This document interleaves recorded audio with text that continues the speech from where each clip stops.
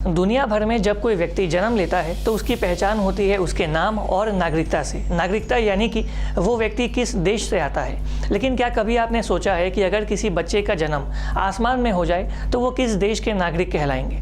मतलब अगर किसी बच्चे का जन्म आसमान में उड़ती हुई फ्लाइट में हो जाए तो उसकी नागरिकता क्या होगी? आखिर वो बच्चा किस देश का नागरिक होगा?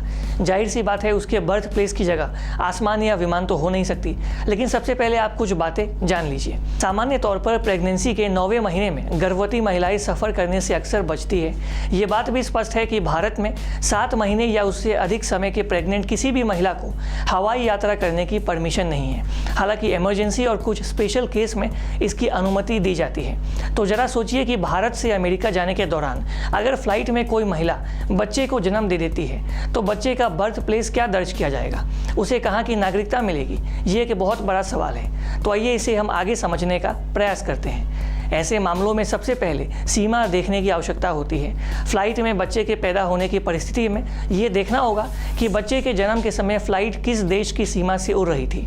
अब फ्लाइट के लैंड होने के बाद संबंधित देश की एयरपोर्ट अथॉरिटी से बच्चे के जन्म संबंधी सर्टिफिकेट को भी लिया जा सकता है। इस दौरान बच्चे के बर्थ सर्टिफिकेट में उसी देश का नाम दर्ज किया जाएगा जिस देश की सीमा के ऊपर उड़ने के दौरान बच्चे का जन्म हुआ है। हालांकि एक्सपर्ट्स के मुताबिक बच्चे के पास ये अधिकार भी होता है कि उसे अपने माता पिता के देश की नागरिकता भी मिल सके।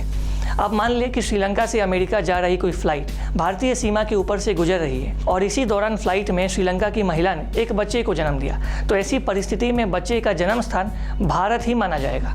इस तरह फ्लाइट में पैदा हुए उस बच्चे को भारत की नागरिकता मिल सकती है। हालांकि माता पिता के श्रीलंकन होने की वजह से उस बच्चे को श्रीलंका की नागरिकता पाने का भी उसके पास अधिकार होगा। हालांकि भारत में अब तक दोहरी नागरिकता का कोई प्रावधान नहीं है। एक मीडिया रिपोर्ट के अनुसार अमेरिका में कुछ वर्ष पहले ऐसा एक मामला सामने आया था। इस रिपोर्ट के मुताबिक नीदरलैंड की राजधानी एम्स्टर्डम से एक फ्लाइट ने अमेरिका के लिए उड़ान भरी थी। फ्लाइट जब अटलांटिक महासागर क्षेत्र के ऊपर से गुजर रहा था तो फ्लाइट में सवार एक महिला ने एक बच्ची को जन्म दिया था। बच्ची बेहद स्वस्थ पैदा हुई थी। अब चूंकि बच्ची का जन्म अमेरिकी सीमा में हुआ था इसीलिए उसे अमेरिका की नागरिकता मिली थी। इसके साथ ही उसके माता पिता के नीदरलैंड के होने के कारण उसे वहाँ की भी नागरिकता मिली थी। यानी कि उस बच्ची के पास अमेरिका और नीदरलैंड दोनों देशों की नागरिकता थी।